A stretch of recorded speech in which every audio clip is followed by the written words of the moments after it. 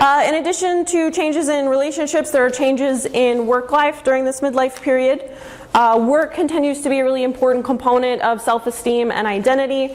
People in midlife tend to really engross themselves in their career. They tend to have increases in job satisfaction and productivity, and so their overall kind of experience of work becomes more positive for most people during this time. There's usually attempts to increase personal meaning of vocational life, so they may try to find more meaning from the work than they did previously. They typically have improved job performance, they're missing less days of work, less turnover, and they tend to have more effective collaboration with colleagues. And their productivity tends to be equal or greater than those of younger adults. So during this midlife period, people tend to be very productive, happy workers, basically. Some negative stereotypes of aging may reduce self-efficacy. So there's a lot of stereotypes and discrimination where if an older person may not be given a certain project or task because they're seen as being maybe less cognitively capable than the younger adults, and so sometimes that can contribute to reductions in self-efficacy during this time.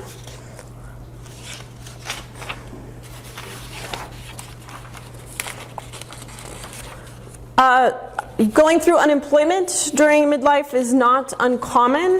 Whenever there's really large layoffs or company closes down, then the largest sector of employees that are affected by that tend to be those in this midlife period.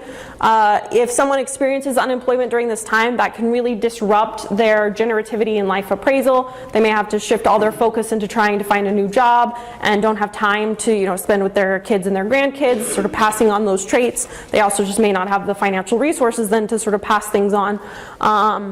It's associated with a decline in physical and mental health.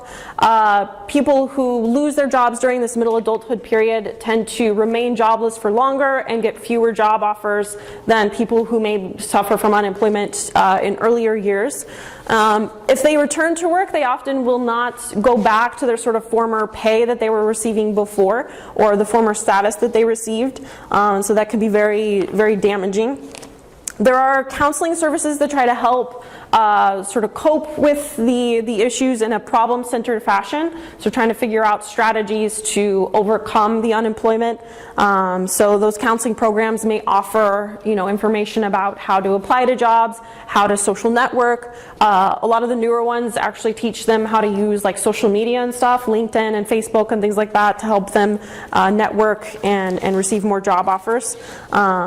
So those types of counseling have been shown to help with both the sort of stress that people feel and also help them go on to get a job.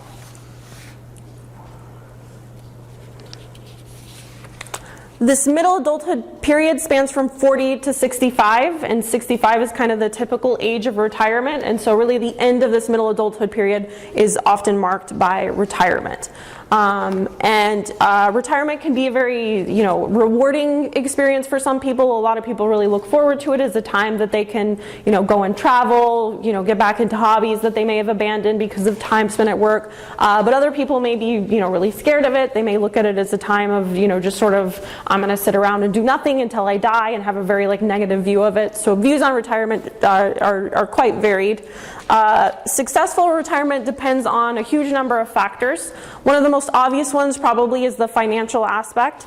There's all kinds of formulas and rules of thumb for how much you should save for retirement. A common one is that by the age of 65 to 67 you should have about 8 times your annual salary saved for retirement. So again, that number just sort of varies. Some people suggest that starting with your first job you should be saving about 10 to 15% of your pre-tax income towards retirement. It's something that probably not enough people think about at an early enough age. So I don't know if any of you have ever even thought about retirement, but if you have a job or if you'll be getting a job soon, it's something you should probably look into and start thinking about. So there's the financial aspect. Another probably obvious one is fitness. So it's important to continue throughout this midlife period and beyond to exercise, have a healthy diet, etc. Role adjustment also plays a huge role in how satisfied someone is with retirement. So if someone really strongly identifies with their work role, if they sort of see themselves as a worker in whatever field, then it can be much more difficult to adjust to retirement. Choosing where to live is really important. So, you know, certain states and certain countries are going to have better benefits for retirees than others. You know, some are going to have better access to health care. They're going to have better access to your friends and family and recreational activities. And so sort of picking the correct place can also play a huge role. It's important to pick up some leisure and volunteer activities. On average, most people when they retire are getting about 50 hours a week extra of free time that they didn't have before, and so it could be really easy to just kind of, you know, settle into those 50 hours and not really do much, which can lead to, you know, states of depression and not really adapting to retirement very well. People who adapt to retirement well tend to have more leisure and volunteer activities.